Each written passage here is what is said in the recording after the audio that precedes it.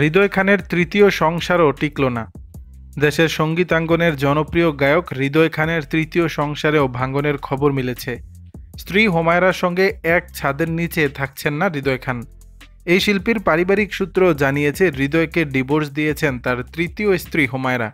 তবে বিষয়টি নিয়ে এখনও আনুষ্ঠানিক কোনো ঘোষণা দেননি এই দম্পতি। গণমাধ্যম সূত্রে জানা গেছে বিয়ের কয়েক বছর সংসার করলেও হৃদয় খানের আচরণ ও জীবনযাপনে অতিষ্ঠ হয়ে তাকে ডিভোর্স দিয়েছেন হোমায়রা। বহুদিন ধরেই নাকি এক ছাদের নিচে থাকছেন না হৃদয় খান ও তার স্ত্রী হোমায়রা।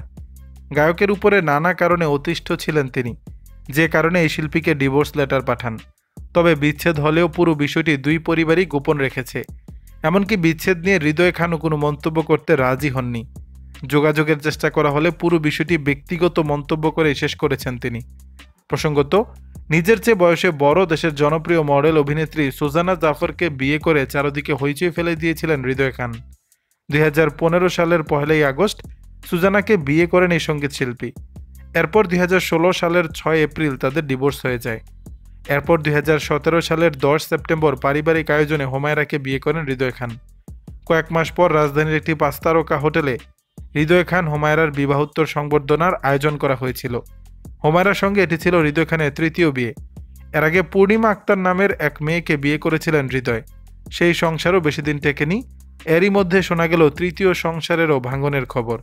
দর্শক, বিষয়টি নিয়ে আপনাদের মতামত জানাবেন নিচের কমেন্ট বক্সে।